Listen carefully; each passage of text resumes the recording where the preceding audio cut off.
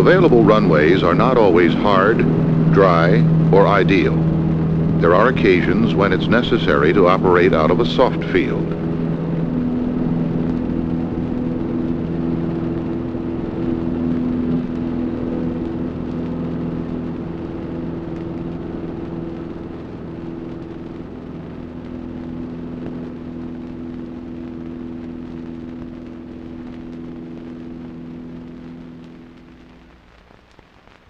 Knowing that the field is soft, a pilot should prepare for takeoff prior to actually starting the engine.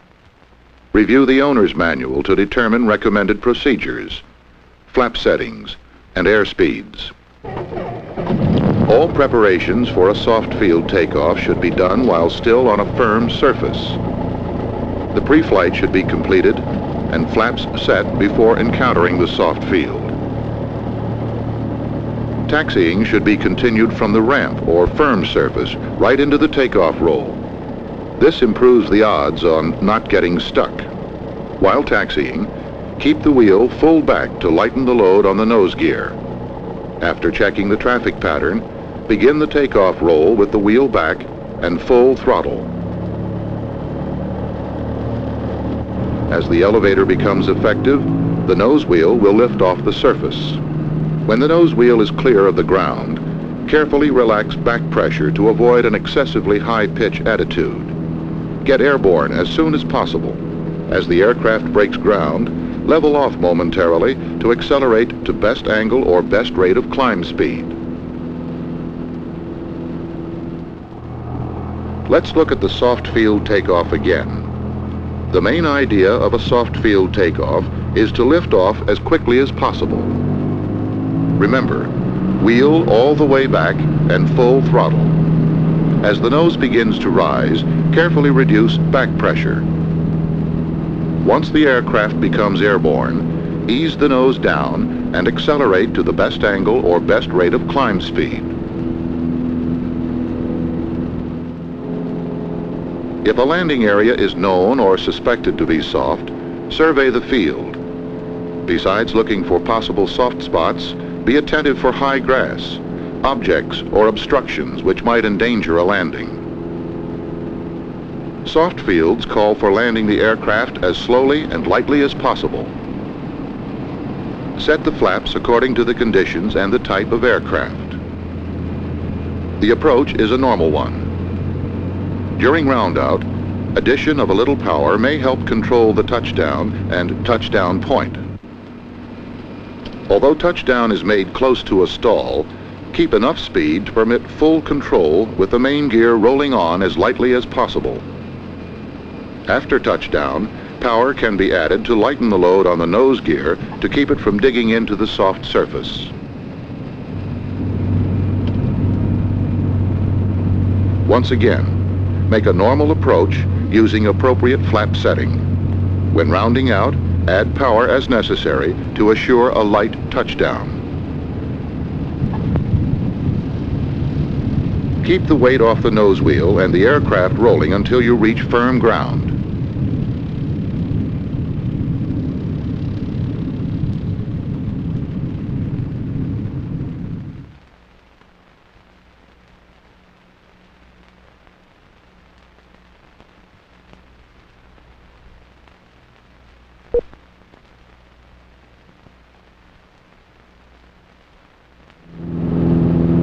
Pilots who fly cross-country may want to land at airports with shorter than normal runways.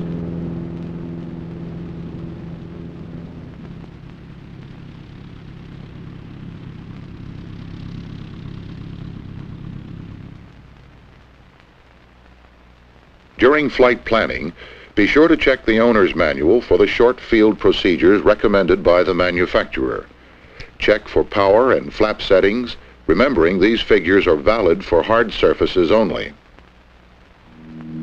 The runway in these takeoff and landings is 2,400 feet long and was dry.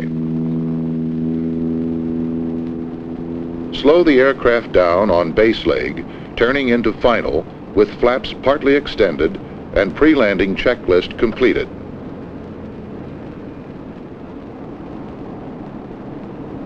On final, Slow the aircraft to approach speed. Extend full flaps.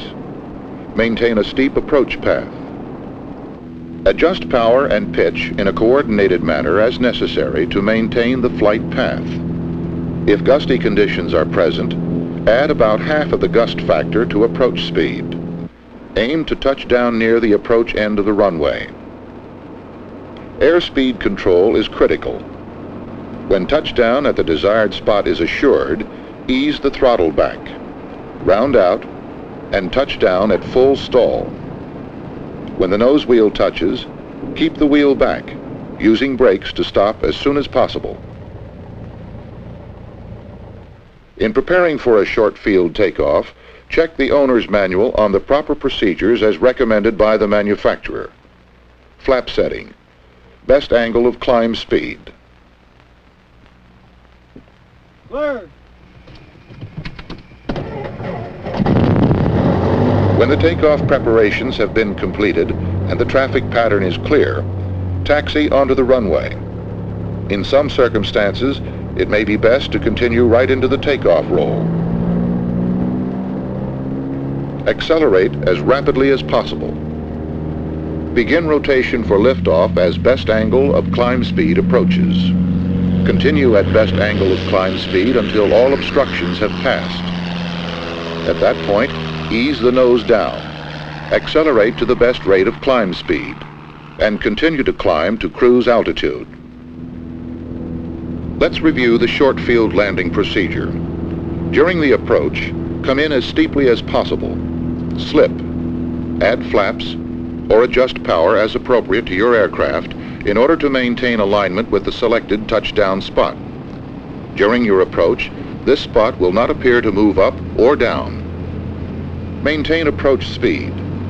Aim for your spot until you start rounding out. Ease the power off and round out, touching down right at full stall. Short field takeoff and landing procedures are more than just another set of maneuvers.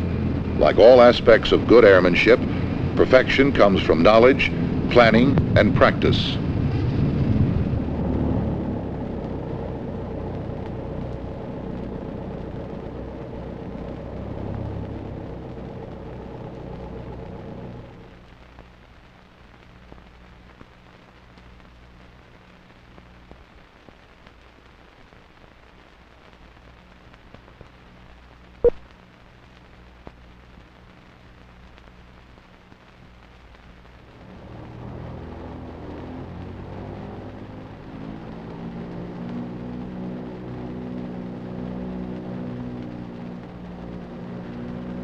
Virtually anyone who flies will, from time to time, find it necessary to cope with a crosswind condition.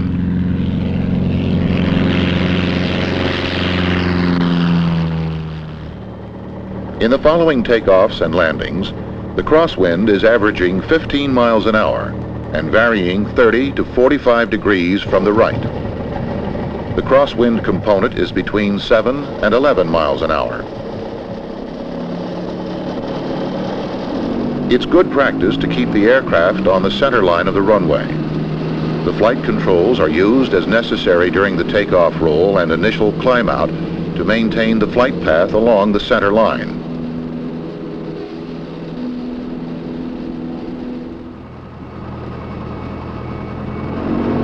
Since we have a right crosswind, we'll use full right aileron at the beginning of the takeoff, reducing aileron as the control effectiveness increases. After liftoff, a gentle, coordinated turn establishes the crab angle for climb out along the runway centerline. A common error during crosswind takeoff is failure to hold proper aileron just prior to and during liftoff. Another error is not setting up a crab angle after liftoff.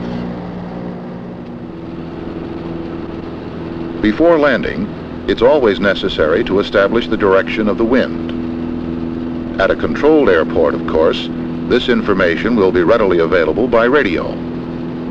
Otherwise, look for the wind tees, wind socks, or other indications in the area, like dust, smoke, waves on ponds, or sailboats.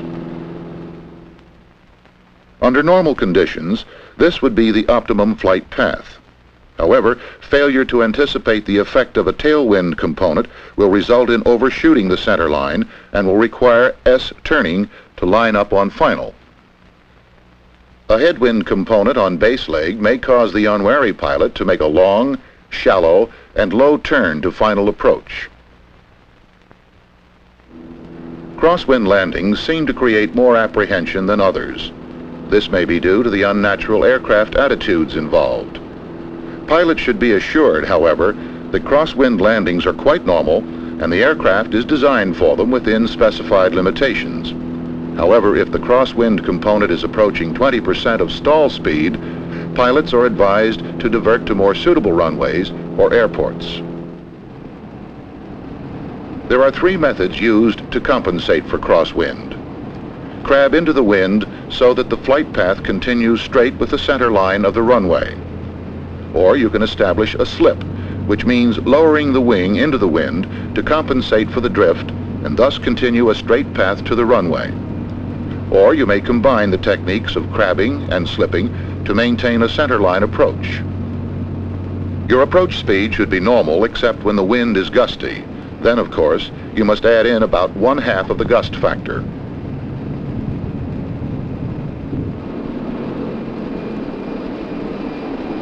Before reaching the roundout, change from a crab to the slip to compensate for drift. Your attitude during roundout is wing low on the upwind side of the airplane. Rudder is used to prevent a turn resulting from holding the wing low. Use the controls as necessary to make a normal landing. After landing, increase aileron as necessary to keep the wings level and to aid in directional control. In both takeoffs and landings, the goal is to keep the center line of the aircraft aligned with the center line of the runway.